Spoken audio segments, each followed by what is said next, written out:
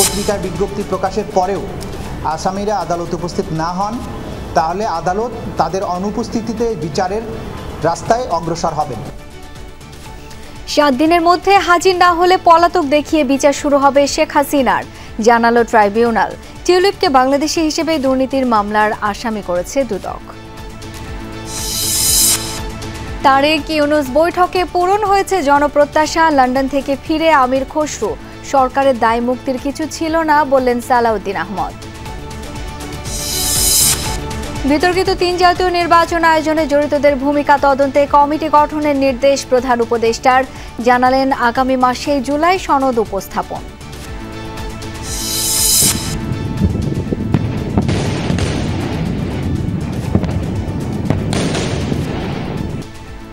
সংঘাত শুরুর পর ইসরায়েলের সবচেয়ে বড় হামলা ইরানের।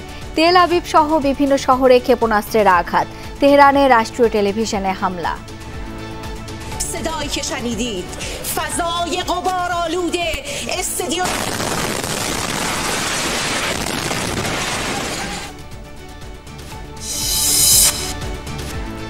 ইরান ইসরায়েল যুদ্ধ শিল্পের জন্য নতুন চ্যালেঞ্জ, অভিমত নতুন বিজিএমইএ সভাপতির। জ্বালানি তেলের দাম বাড়লে ক্ষতিগ্রস্ত হবে পোশাক খাত।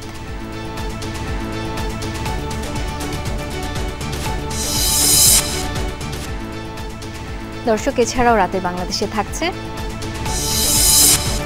ঢাকায় জাতিসংঘ গুম সংক্রান্ত প্রতিনিধি দলের ব্যস্ত সময়, আগামী মাসের মধ্যেই আইন করবে সরকার, জানালেন উপদেষ্টা।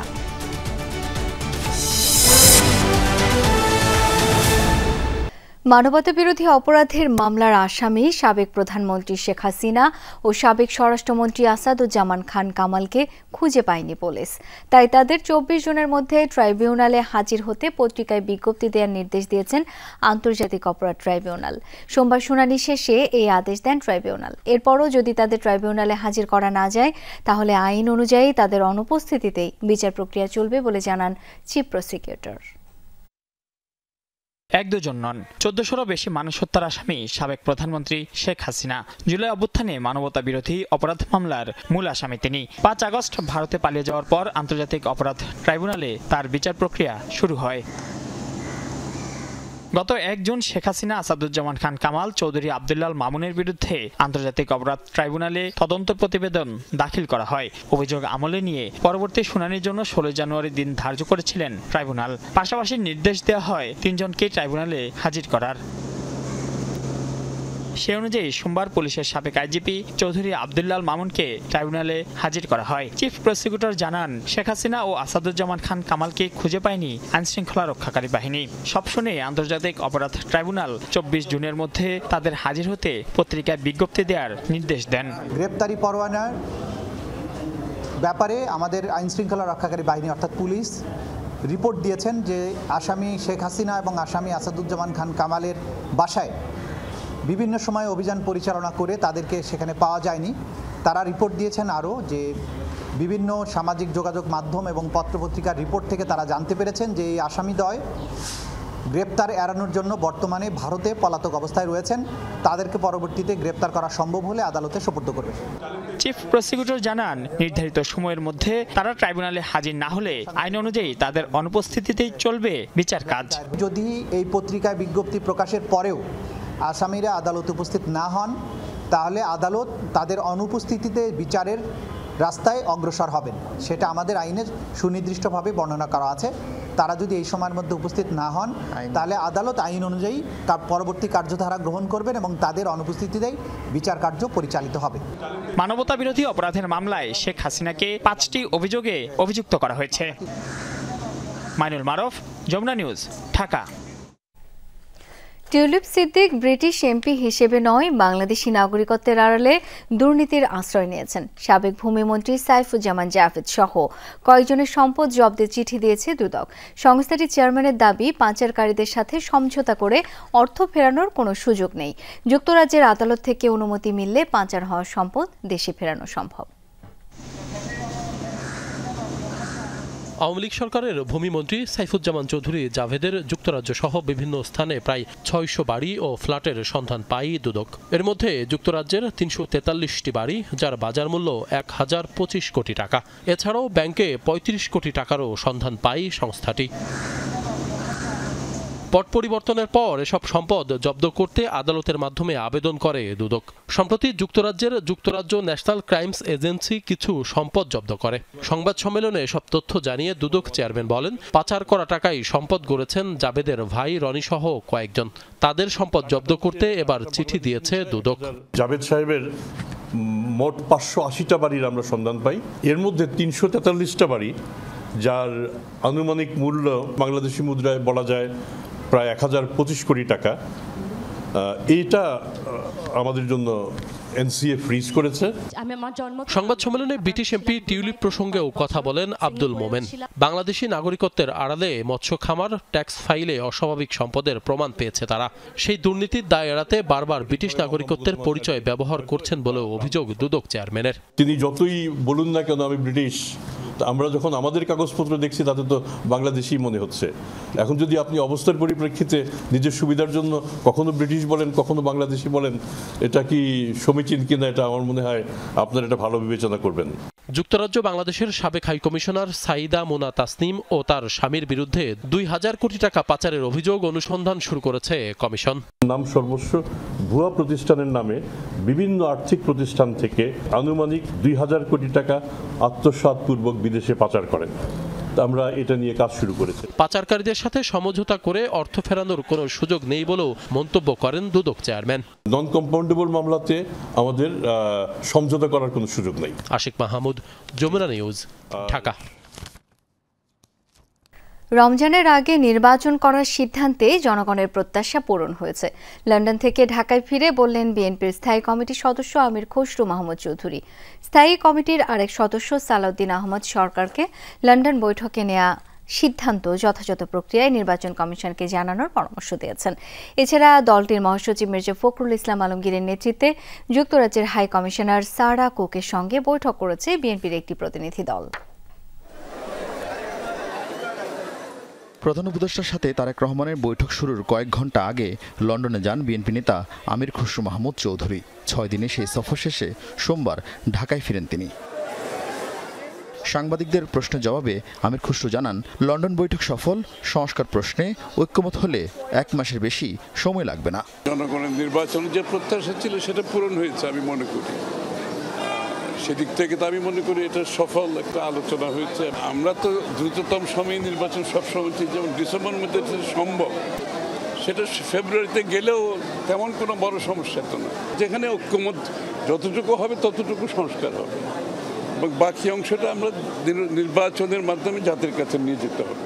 বর্তমান রাজনৈতিক পরিস্থিতি নিয়ে জাতীয় প্রেস ক্লাবে আলোচনা সভার আয়োজন করে নাগরিক ঐক্য। অনুষ্ঠানে বক্তারা লন্ডন বৈঠক সরকারের দায় মুক্তির সভা ছিল কিনা প্রশ্ন তোলেন। হ্যাঁ, কিছু কিছু সমালোচনা করা থাকতেই পারে, কিন্তু তারপরেও এটা যে একটা বরফ গলে ওই বরফ গলা পানি বইতে শুরু করেছে, এটাকে বইতে দিতে হবে, সামনে যেতে দিতে হবে। এবারকার সরকার লন্ডনে যে 5,500-6 হাজার মাইল পাড়ি দিয়ে তারা অগ্রিম এক ধরনের ইমিউনিটিও তারা চাইলেন কিনা সেটা আমি ভালো জানি না। যুগপৎ আন্দোলনের শরিকদের অভিযোগ অস্বীকার করে বর্তমান সরকারের বৈধতা আগামী সংসদের কাছে বলে মন্তব্য করেন বিএনপি নেতা সালাউদ্দিন আহমদ। না, কারো দায় মুক্তির বিষয়ে আমাদের কোনো আলোচনার প্রসঙ্গ ছিল না।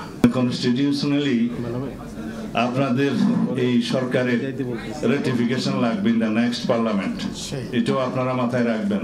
লন্ডনের আলোচনার সূত্র ধরে যে সিদ্ধান্তটা হয়েছে সেটা খুব শিগগির ইলেকশন কমিশনে যথাযথ প্রক্রিয়ায় কমিউনিকেট করবেন বলে আশা করি, যাতে ইলেকশন কমিশন জনগণের সামনে বলতে পারে যে তারা সরকারের কাছ থেকে একটা পরামর্শমূলক বা নির্দেশনামূলক মেসেজ পেয়েছে। সকালে গুলশানে যুক্তরাজ্যের হাইকমিশনার সারা কুকের সঙ্গে বৈঠক করে বিএনপির একটি প্রতিনিধি দল। দলটির মহাসচিবের নেতৃত্বে হওয়া বৈঠকে গুরুত্ব পায় বাংলাদেশের আগামী সংসদ নির্বাচন। বাংলাদেশে একটা গুণগত পরিবর্তন আনতে হবে এবং সেটা আনার জন্য কি প্রয়োজন? গণতন্ত্র প্রয়োজন এবং গণতান্ত্রিক যে প্রতিষ্ঠান সেগুলোকে আমাদের গঠন করতে হবে এবং সেগুলোকে পুনর্গঠন করতে হবে, শক্তিশালী করতে হবে, যাতে মানুষ তার গণতান্ত্রিক অধিকার এদেশে প্রয়োগ করতে পারে। সংবাদপত্রের কালো দিবস উপলক্ষে রাজধানীতে আরেক অনুষ্ঠানে বিএনপি নেতা জাহিদ হোসেন জনগণের প্রতি সরকারের কোনো দায়বদ্ধতা নেই বলে অভিযোগ করেন। আরিফিন শাকিল, যমুনা নিউজ, ঢাকা। বিতর্কিত 3 জাতীয় নির্বাচন আয়োজনে জড়িতদের ভূমিকা তদন্তে কমিটি গঠনের নির্দেশ দিয়েছেন প্রধান উপদেষ্টা ডক্টর মোহাম্মদ ইউনূস। সোমবার রাতে রাষ্ট্রীয় অতিথি ভবন যমুনায় জাতীয় ঐকমত্য কমিশনের বৈঠকে আলোচনা শেষে এই নির্দেশ দেন তিনি। বলেন, বিতর্কিত নির্বাচনগুলো আয়োজনে জড়িত সাবেক প্রধান নির্বাচন কমিশনার গণ নির্বাচন কমিশন সচিবালয়ের সচিবদের ভূমিকা তদন্ত করবে এই কমিটি। এ সময় প্রধান উপদেষ্টা জানিয়েছেন, সবাই জুলাই সনদের জন্য অধীর আগ্রহে অপেক্ষা করছে।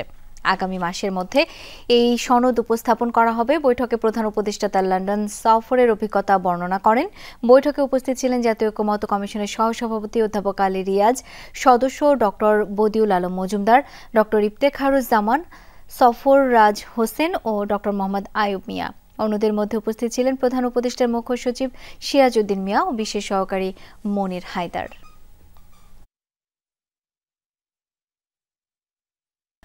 তেহরানের আকাশ সীমা পুরোপুরি নিয়ন্ত্রণে নেয়ার দাবি করেছে ইসরায়েল। দাবি, সর্বশেষ হামলায় ধ্বংস করা হয়েছে ইরানের মিসাইল লঞ্চারের 1/3। এর আগে দফায় দফায় ব্যালিস্টিক ক্ষেপণাস্ত্রের আঘাতে সংঘাত শুরুর পর সবচেয়ে কার্যকর হামলা চালায় ইরান। ধ্বংসযজ্ঞের মুখে তেল আবিব, হাইফা সহ গুরুত্বপূর্ণ ইসরায়েলি শহরগুলো। ক্ষতিগ্রস্ত হয়েছে ইসরায়েলের সবচেয়ে বড় তেল শোধনাগার। এক রাতেই প্রাণ গেছে আরও 8 জনের, নিহতের সংখ্যা বেড়ে দাঁড়িয়েছে 24 জনে। অন্যদিকে ইসরায়েলি হামলায় এ পর্যন্ত 224 জনের প্রাণহানি হয়েছে ইরানে। টানা তৃতীয় রাতের মতো ইসরায়েল জুড়ে ক্ষেপণাস্ত্র হামলা চালাচ্ছে ইরান। প্রকম্পিত হচ্ছে মধ্য, উত্তর সহ বিভিন্ন শহর। নজিরবিহীন হামলায় ব্যাপক ধ্বংসের মুখে তেল আবিব এবং বন্দরনগরী হাইফা। সংঘাত শুরুর পর ইরানের এই হামলাকেই দেখা হচ্ছে সবচেয়ে কার্যকর জবাব হিসেবে। রোববার রাত থেকেই নতুন পরিসরে হামলা শুরু করে ইরান। রাজধানী তেল আবিব ছাড়াও এবার টার্গেট করা হয় সবচেয়ে গুরুত্বপূর্ণ হাইফা বন্দরকেও। ইরানে মিসাইল হামলায় ক্ষতিগ্রস্ত হয়েছে ইসরায়েলের সবচেয়ে বড় তেল শোধনাগার। ক্ষতিগ্রস্ত হয় গ্যাস পাইপলাইন এবং উৎপাদন ব্যবস্থা। তেল আবিবকে দাঁতভাঙা জবাব দিতে অপারেশন ট্রু প্রমিস 3 অব্যাহত রাখার ঘোষণা দিয়েছে ইরান। ইরান জাতি ইসরায়েলের এই অপরাধের বিরুদ্ধে নীরব থাকবে না। আমাদের শক্তিশালী এবং ন্যায়সঙ্গত জবাবে তারা অনুতপ্ত হবে। শান্তি প্রতিষ্ঠায় ইরান সবসময়ই নিবেদিত, কিন্তু আগ্রাসনের চূড়ান্ত প্রতিক্রিয়া জানাতেও দৃঢ় প্রতিশ্রুতিবদ্ধ তেহরান। এদিকে ইরানের আকাশসীমা পুরোপুরি নিয়ন্ত্রণে নেওয়ার দাবি করেছে ইসরায়েল। রোববার রাত থেকেই রাজধানী তেহরান সহ সামরিক স্থাপনায় হামলা চালায় ইসরায়েল, যাতে ধ্বংস করা হয় ইরানের অন্তত 120টি মিসাইল লঞ্চার। এছাড়াও বেশ কয়েকটি অস্ত্রাগার এবং ক্ষেপণাস্ত্র ঘাঁটি ধ্বংসের দাবি তেল আবিবের। তেহরানের আকাশের পূর্ণ নিয়ন্ত্রণ অর্জন করেছি আমরা। তাদের সারফেস টু সারফেস মিসাইল লঞ্চারগুলো 1/3 ধ্বংস করেছি, যেগুলো থেকে কিছুক্ষণের মধ্যে হামলা শুরুর কথা ছিল। গত রাতে 20টিরও বেশি স্থানে আমাদের অভিযান চলেছে। ইসরায়েলের সাথে সংঘাতের জেরে তেহরান ছাড়তে শুরু করেছে আতঙ্কিত বাসিন্দারা। সড়কগুলোতে দেখা গেছে গাড়ির লম্বা লাইন। অনিক রহমান, যমুনা নিউজ। ইরানের রাষ্ট্রীয় টেলিভিশন ভবনে হামলা চালিয়েছে ইসরায়েল। সোমবার Islamic Republic of Iran broadcasting IRIB এর প্রধান কার্যালয়ে হামলা চালানো হয়। এ সময় সরাসরি সম্প্রচার চলছিল। দেখা যায় হামলার ভয়াবহতা। ইসরায়েলি যুদ্ধবিমান থেকে ছোড়া মিসাইল আঘাত হানে টেলিভিশন ভবনে। পুরো কার্যালয়ে ছড়িয়ে পড়ে আতঙ্ক। স্টুডিও থেকে বেরিয়ে যান উপস্থাপিকা। টেলিভিশনের পাশাপাশি ইরানের রাষ্ট্রীয় বেতার সার্ভিসে রয়েছে এই কার্যালয়ে ইরানের সবচেয়ে বড় এবং গুরুত্বপূর্ণ গণমাধ্যম হিসেবে বিবেচনা করা হয় IRIB K. Just take a watch and a listen. This is the moment that Israeli airstrikes. ইরানের মিসাইল হামলায় ক্ষতিগ্রস্ত হয়েছে ইসরায়েলের মার্কিন দূতাবাস। ভবনের ক্ষতির কথা নিশ্চিত করেছেন মার্কিন রাষ্ট্রদূত মাইক হাকাবি। সোমবার তেহরানে ছোড়া মুহুর্মুহু ব্যালিস্টিক মিসাইল এসে আঘাত হানে তেল আবিবের মার্কিন দূতাবাসের কাছে। এতে কিছুটা ক্ষতিগ্রস্ত হয় স্থাপনাটি। দুদেশের পাল্টাপাল্টি হামলার পরবর্তী নির্দেশনা না আসা পর্যন্ত বন্ধ ঘোষণা করা হয়েছে দূতাবাসের সব কার্যক্রম। বন্ধ রাখা হয়েছে মার্কিন কনসুলেটও। ইরানে ইসরায়েলের হামলায় নিহত হয়েছেন ইসলামিক রেভলিউশনারি গার্ডের গোয়েন্দা বিভাগের প্রধান মোহাম্মদ কাজেমি সহ আরও 2 কর্মকর্তা। ইরানের রাষ্ট্রীয় সংবাদ মাধ্যম নিশ্চিত করেছে তথ্যটি। রোববার ইসরায়েলের টার্গেট কিলিংয়ের শিকার হন তারা। মোহাম্মদ কাজেমির অবস্থান লক্ষ্য করে গোলাচড়ে ইসরায়েলিরা হামলায় আরও মৃত্যু হয়েছে কাজেমির ঘনিষ্ঠ সহকারী 2 জেনারেল হাসান মোহাখেইক ও মোহাসেন বাঘেরি। আইআরজিসির পাশাপাশি তাদের মৃত্যুর খবর নিশ্চিত করেছেন ইসরায়েলের প্রধানমন্ত্রী বেনিয়ামিন নেতানিয়াহু। পারমাণবিক নিরস্ত্রীকরণ চুক্তি থেকে সরে যাওয়ার প্রস্তুতি নিচ্ছে ইরান। এরই মধ্যে এই সংক্রান্ত একটি আইন প্রণয়ন করছে দেশটির পার্লামেন্ট, যা শিগগিরই উত্থাপন করা হবে সেখানে। ইসরায়েলের সাথে সংঘাতের মাঝে এমন বিস্ফোরক তথ্যটি জানালেন পররাষ্ট্র মন্ত্রণালয়ের মুখপাত্র ইসমাইল বাকাই। সোমবার বিষয়টি সরকারিভাবে নিশ্চিত করে ইরান। তবে এনপিটি চুক্তি থেকে বেরিয়ে গেলেও গণবিধ্বংসী মারণাস্ত্রের বিরুদ্ধে এই অবস্থান থাকবে তেহরানের বলে জানানো হয়। পারমাণবিক অস্ত্র বিস্তার রোধ এবং শান্তিপূর্ণ কর্মসূচি নিশ্চিতে 1968 সালে স্বাক্ষরিত হয় নন প্রলিফারেশন ট্রিটি এনপিটি, যা 1970 সালে কার্যকর হয়। ইরান ইসরায়েল যুদ্ধ শিল্পের জন্য নতুন চ্যালেঞ্জ। এর জেরে জ্বালানি তেলের দাম বাড়লে পোশাক খাতেও প্রভাব পড়বে, এমন মন্তব্য করেছেন নতুন বিজিএমইএ সভাপতি মাহমুদ হাসান খান। জানান, পোশাক খাতের আলাদা মন্ত্রণালয় নিশ্চিতে জোরালো চেষ্টা চালাবে তার বোর্ড। বিকেলে প্রশাসকের কাছ থেকে আনুষ্ঠানিক দায়িত্ব বুঝে নেন বিজিএমইএর সদ্য নির্বাচিত পরিচালকরা। সোমবার সকাল থেকেই বিজিএমইএ কমপ্লেক্সে উৎসব মুখর পরিবেশ। প্রশাসকের কাছ থেকে দায়িত্ব বুঝে নেবেন সংগঠনের নির্বাচিত নতুন সভাপতি। তাই আনুষ্ঠানিকতা শুরুর আগেই ফোরাম প্যানেল থেকে নির্বাচিত হওয়া পরিচালকদের শুভেচ্ছা জানালেন পোশাক খাতের শীর্ষ ব্যবসায়ীরা। আয়োজনে যোগ দেন প্রতিদ্বন্দ্বী প্যানেল সম্মিলিত পরিষদের সদস্যরাও। শুরুতেই সদ্য প্রয়াত বিজিএমইএ সাবেক সহসভাপতি আব্দুল্লাহিল রাকিবের স্মরণে 1 মিনিট নীরবতা পালন ও দোয়া করা হয়। এরপর মূল আয়োজনে গত কয়েক মাসে প্রশাসক হিসেবে নিজের অভিজ্ঞতা তুলে ধরেন রপ্তানি উন্নয়ন ব্যুরোর vice chairman Anwar Hossain. BGMEA শুধু নির্বাচনের বাইরেও আমাদের অনেকগুলো বাস্তবতা আলোকে অনেক কঠিন সিদ্ধান্ত নিয়ে কাজ করতে হয়েছে। দলমত নিয়ে বিশেষ সবকিছু ঊর্ধ্বে থেকে ভিন্ন মত থাকা সত্ত্বেও আমরা এক ঐক্যমত নিয়ে কাজ করতে পেরেছি। এরপরই ফুল দিয়ে অফিস বেয়ারার অর্থাৎ যারা সভাপতি, সিনিয়র সহসভাপতি ও সহসভাপতির দায়িত্ব পালন করবেন তাদের হাতে আনুষ্ঠানিক দায়িত্ব হস্তান্তর করেন প্রশাসক। একই সাথে বরণ করে নেওয়া হয় নতুন বোর্ডের পরিচালকদের। প্রথমবার প্রতিদ্বন্দ্বিতা করি এবার ফোরাম প্যানেল থেকে ডিরেক্টর নির্বাচিত হন যমুনা গ্রুপের পরিচালক সুমাইয়া ইসলাম রোজালিন। এ সময় বিজিএমএ নতুন নেতৃত্বকে বিপদে থাকা শিল্প উদ্যোক্তাদের পাশে থাকার আহ্বান জানান সাবেক সভাপতিরা। ডিরেক্টর যারা হয়েছেন সবাইকে অভিনন্দন জানাচ্ছি। আমি বিশেষ করে বলবো যে প্রথমবারের মতো একজন ম্যাডাম ভাইস প্রেসিডেন্ট হয়েছেন। যারা আমাদেরকে আজকে এই মসনদে বসাইয়েছেন, অনেকেই আজকে নেই, বিদায় নিয়েছেন। এমনকি তাদের ফ্যাক্টরিও নেই, তাদের সন্তানেরা আছে, তাদের পরিবাররা আছে, তারা আমাদের পরিবারের অংশ। এটা যাতে আমরা সবসময় মনে রাখি। আনুষ্ঠানিক বক্তব্যে নতুন প্রেসিডেন্ট মাহমুদ হাসান খান বলেন, আগামীতে সংগঠন হিসেবে আরো স্বচ্ছ হবে বিজিএমইএ। চ্যালেঞ্জ প্রতিনিয়তই পরিবর্তন হয়। এই ইসরায়েল আর ইরানের যুদ্ধটা আমাদের জন্য একটা নতুন চ্যালেঞ্জ। কারণ হচ্ছে এর ফলে তেলের দাম বৃদ্ধি পেলে সেটার একটা রিকারিং এফেক্ট সবার উপর পড়বে এবং পোশাক শিল্প এর থেকে বাদ যাবে না। মার্কিন শুল্ক নিয়ে কাজ হচ্ছে, এটা যেন সহনীয় পর্যায়ে থাকে এবং যেটা বলে পারস্পরিক শুল্ক সেটা যেন আমাদের উপর আরোপ না হয়, সেটা নিয়ে আমরা কাজ করব। বিজিএমইএ নতুন পরিচালনা পর্ষদ দায়িত্ব পালন করবে আগামী 2 বছর। তৌহিদ হোসেন, যমুনা নিউজ, ঢাকা। রাতের বাংলাদেশে সময় হলো একটি বিরতির। ফিরছি একটু পরেই, সঙ্গে থাকুন। গত 1.5 দশকে বাংলাদেশে সংগঠিত গুমের ঘটনাগুলোর তদন্তে জাতিসংঘের সহায়তা চেয়েছেন প্রধান উপদেষ্টা অধ্যাপক মোহাম্মদ ইউনূস। রাতে জাতিসংঘের গুম বিষয়ক প্রতিনিধি দল, WGEITর সহসভাপতি গ্রাজিনা বারানস্কা এবং সদস্য আনা লোরেনা দেলগাদিও পেরেজ রাষ্ট্রীয় অতিথি ভবন যমুনায় সাক্ষাতে গেলেই সহায়তা প্রত্যাশা করেন তিনি। জাতিসংঘের কর্মকর্তারা গুম ইস্যুতে বাংলাদেশের অন্তর্বর্তী সরকারের বিভিন্ন উদ্যোগের প্রশংসা করেন। ঢাকার বাইরে গিয়ে ভুক্তভোগী নাগরিক সমাজ ও রাজনৈতিক নেতাদের সঙ্গে বৈঠক করবেন বলে জানান তারা।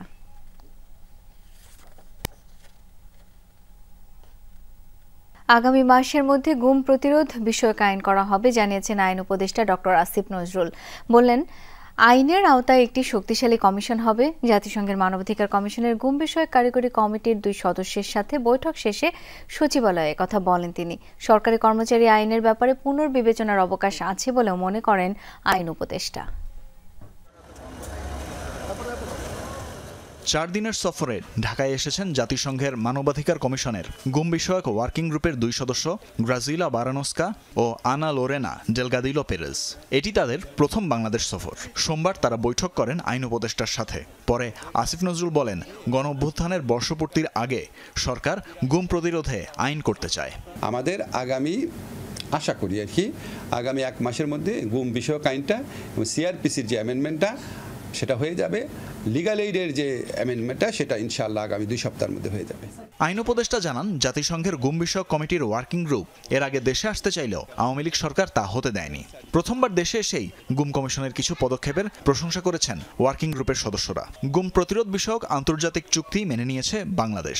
ভুক্তভোগী পরিবারদের ডেথ সার্টিফিকেটের মতো মিসিং পারসন সার্টিফিকেট দেওয়ার ব্যাপারেও সরকার চিন্তা করছে। যারা হত্যাকাণ্ডের শিকার হয়েছেন, যাদের আপনার ডেড বডিরও কোনো খোঁজ পাওয়া যায়নি, এরকম আর অনেক মানুষ রয়ে গেছেন। তো ওইটার ব্যাপারে ওনারা বলেছেন, আমাদের যে ওয়ার্কিং গ্রুপের একজন সদস্য ছিলেন মেক্সিকোতে, উনি কাজ করেছেন এগুলি নিয়ে। উনি বলেছিলেন একটা কমিশন অন সার্চ, শুধু তারা সার্চ করবে, এই ধরনের একটা কমিশনের বিধান আমরা আইনের মধ্যে ঢুকাতে পারি কিনা আমরা বলেছি আমরা অবশ্যই সেটা বিবেচনা করব। এছাড়াও সরকারি কর্মচারী আইন নিয়েও কথা বলেন তিনি। সরকার কোনো অসৎ উদ্দেশ্যে আইনটা করে নাই।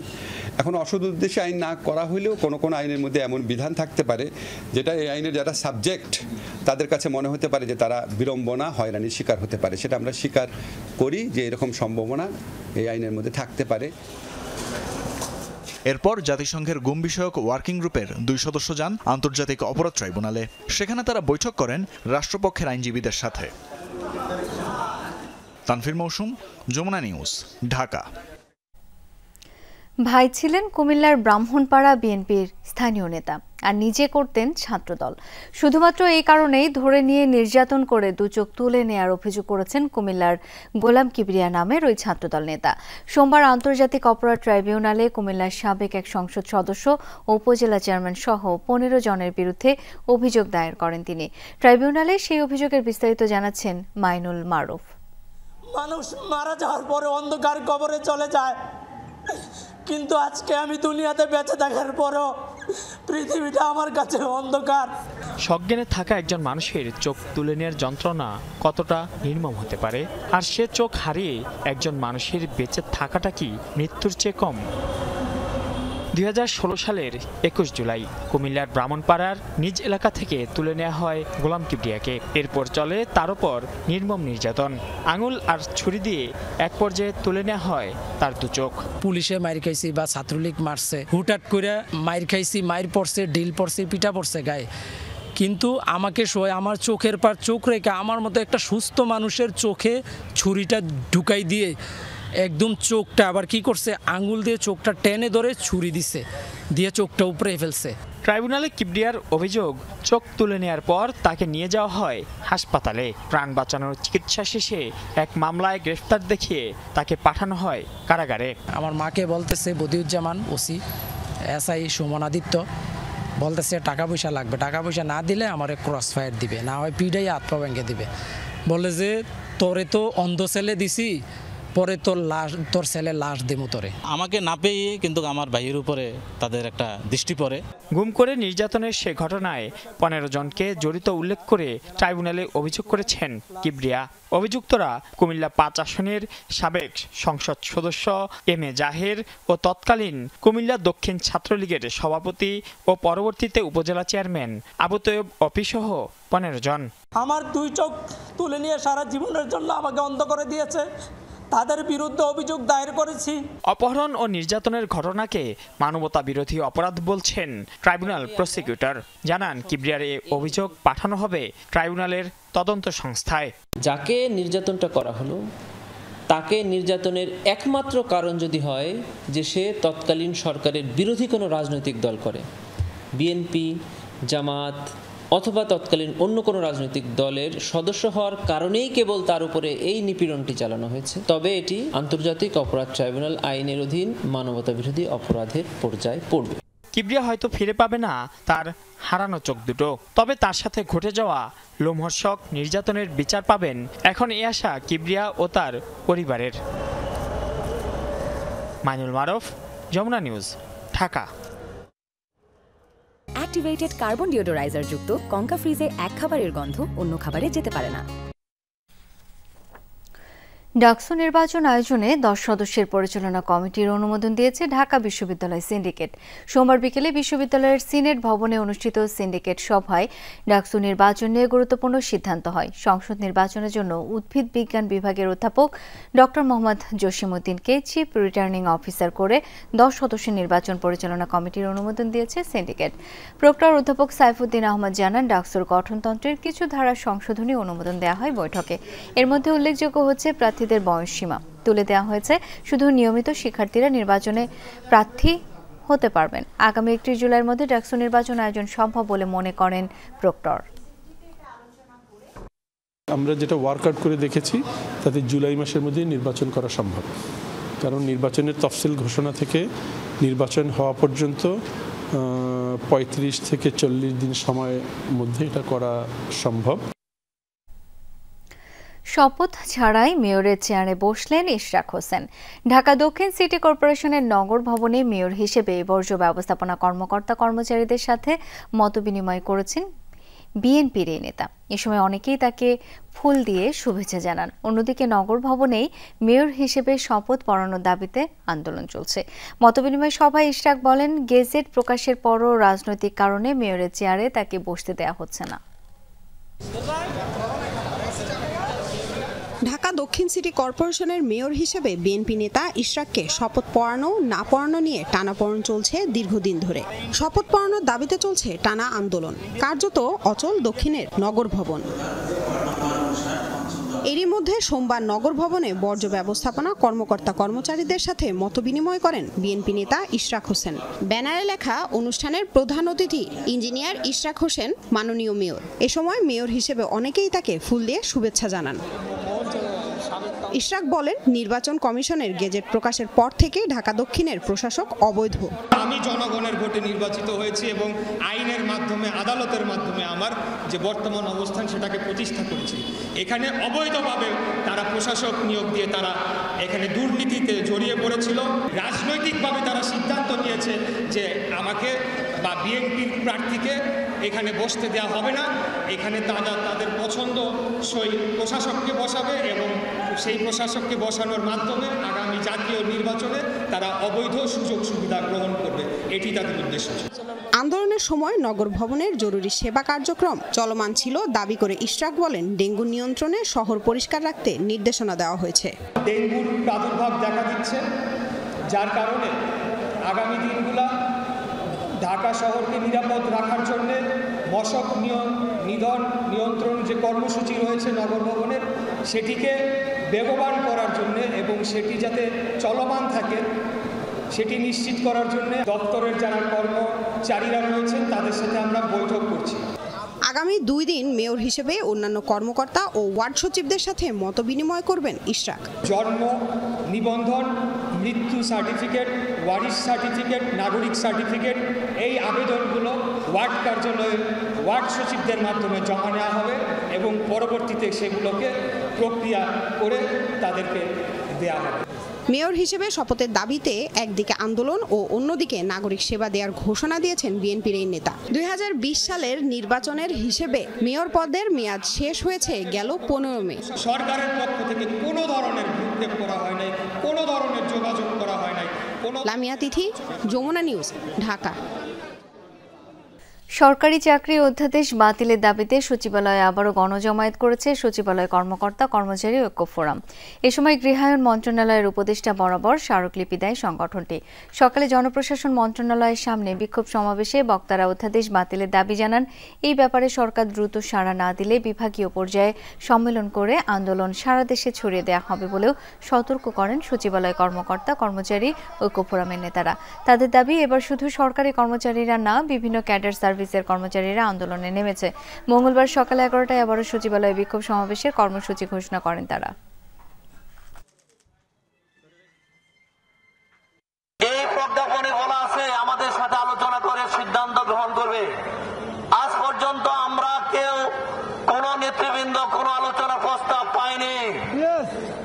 কি পেয়েছেন কেউ? তাহলে প্রজ্ঞাপন জারির মধ্যেও তাদের লুকোচুরি আছে। অতীতের দিনে আমাদের থেকে যে সেবা পরিষেবাগুলো গ্রহণ করেছেন, সেই সেবা পরিষেবাগুলো কর্মচারী বান্ধব এবং সারা দেশের জনবান্ধব হিসাবে সেবা প্রদান করার সুযোগ প্রদান করবেন।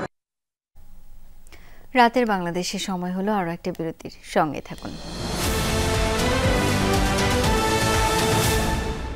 3 দফা জানাজা শেষে সর্বস্তরের মানুষের শ্রদ্ধায় সিক্ত হলেন মুক্তিযুদ্ধের অন্যতম সংগঠক ও গণফোরাম সভাপতি মোস্তফা মহসিন মন্টু। জেলা প্রশাসনের পক্ষ থেকে দেয়া হয় গার্ড অব অনার।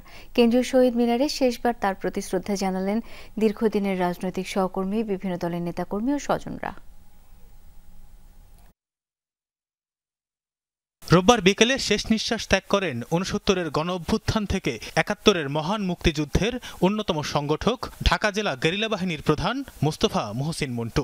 রোববার রাতে ও সোমবার সকালে 2 দফা জানাজা শেষে তার তৃতীয় জানাজা হয় ঢাকা বিশ্ববিদ্যালয়ের কেন্দ্রীয় মসজিদে। পরে সর্বস্তরের শ্রদ্ধার জন্য তার মরদেহ নেওয়া হয় কেন্দ্রীয় শহীদ মিনারে। সেখানে জেলা প্রশাসনের পক্ষ থেকে গার্ড অব অনার দেওয়া হয় মুক্তিযুদ্ধের এই অন্যতম সংগঠককে।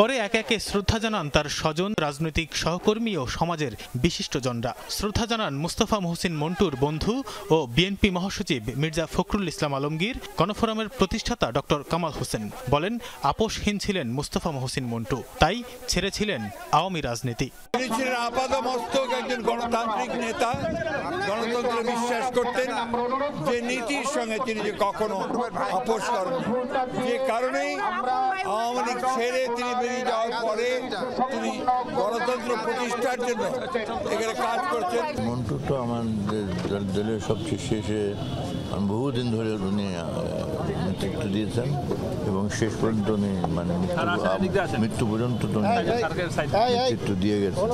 শ্রদ্ধা জানাতে আসেন বিভিন্ন রাজনৈতিক দলের শীর্ষ নেতারা। বলেন, মোস্তফা মহসিন ছিলেন অনুকরণীয়, অনুসরণীয়। তরুণ বয়স থেকেই তিনি যখন ঢাকা বিশ্ববিদ্যালয়ে 60-এর দশকের শেষ দিকে উত্তাল ছাত্র আন্দোলন ছিল, সেই সময় ছাত্র আন্দোলনেও তার গুরুত্বপূর্ণ ভূমিকা ছিল। মন্টু ভাই ছিলেন বলা যায় যে একটা সাহসের প্রতীক।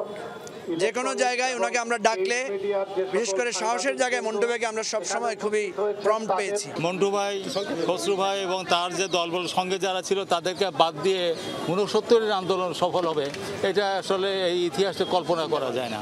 মোস্তফা মন্টুর প্রতি মানুষের শ্রদ্ধা দেখে আবেগাপ্লুত হয়ে পড়ে তার পরিবার। ছেলেমেয়েরা জানালেন, তিনি রাজনীতি করেছেন মানুষের জন্য, দেশের জন্য। সবাই বাবাকে জানে তার কাজের ব্যাপারে, তার পলিটিক্সে কি করে গিয়েছে, দেশের জন্য কি করেছে সে। আলহামদুলিল্লাহ, আমার বাবা অনেক ভালো একজন লোক ছিল, দেশের জন্য অনেক করেছে। আপনারা সবাই ওনার জন্য দোয়া করবেন। কেন্দ্রীয় শহীদ মিনারে শ্রদ্ধা নিবেদন শেষে রাষ্ট্রীয় মর্যাদায় দাফনের জন্য মরদেহ নেওয়া হয় বনানী কবরস্থানে। তানভীর সিদ্দিক টিপু, যমুনা নিউজ, ঢাকা। এবারের ঈদুল আজহায় 379টি সড়ক দুর্ঘটনায় 390 জন নিহত হয়েছে, আহত হয়েছে 1182 জন। বিগত ঈদের তুলনায় এবার সড়ক দুর্ঘটনা বেড়েছে 22% আর আহতের সংখ্যা বেড়েছে 55%। ঈদ পরবর্তী সংবাদ সম্মেলনে এই তথ্য জানান যাত্রী কল্যাণ সমিতির মহাসচিব মোহাম্মদ মোজাম্মেল হক চৌধুরী। ঢাকা রিপোর্টার্স ইউনিটিতে এক সংবাদ সম্মেলনে এই তথ্য জানান তিনি। রেলপথে এবার 25টি দুর্ঘটনায় 25 জন নিহত আর 12 জন আহত হয়, আর নৌপথে 11টি দুর্ঘটনায় 12 জন নিহত, 6 জন নিখোঁজ হয়। সড়ক, রেল, নৌপথে সব মিলিয়ে 415টি দুর্ঘটনায় 427 জন নিহত, 1194 জন আহত হয় বলে জানান যাত্রী কল্যাণ সমিতির মহাসচিব। দুর্ঘটনার শীর্ষে রয়েছে মোটরসাইকেল, যেখানে 134টি মোটরসাইকেল দুর্ঘটনায় 147 জন নিহত ও 148 জন আহত হয়েছে। দুর্ঘটনা এড়াতে ঈদের যাতায়াত নিয়ে দীর্ঘমেয়াদী পরিকল্পনা দরকার বলে জানায় যাত্রী কল্যাণ সমিতি।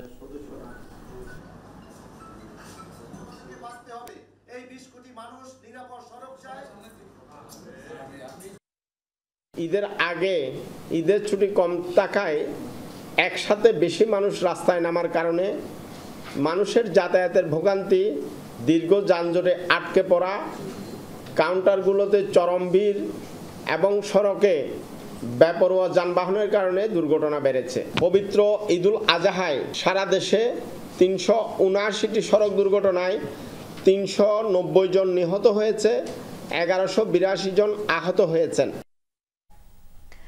করোনা সংক্রমণ ও ডেঙ্গুর প্রাদুর্ভাবের ঊর্ধ্বগতি বিবেচনায় এইচএসসি এবং সমমান পরীক্ষা কেন্দ্রে স্বাস্থ্যবিধি মানতে নতুন নির্দেশনা দিয়েছে আন্তঃশিক্ষা বোর্ড সমন্বয় কমিটি।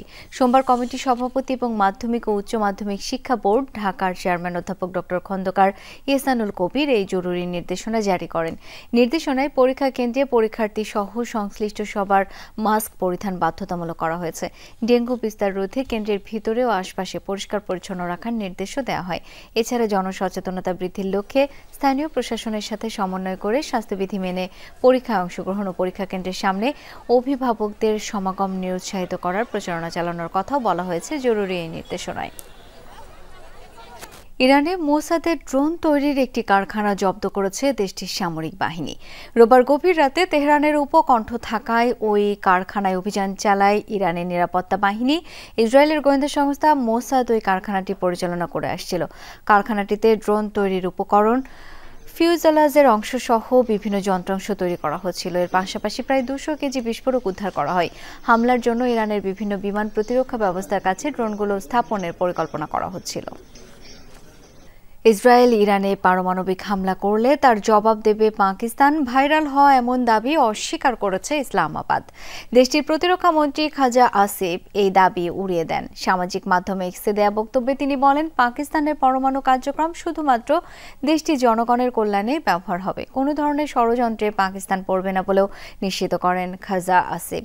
এর আগে ভারতীয় বেশ কিছু গণমাধ্যম দাবি করে ইসরায়েলে পরমাণু অস্ত্রের হামলার হুমকি দিয়েছে পাকিস্তান।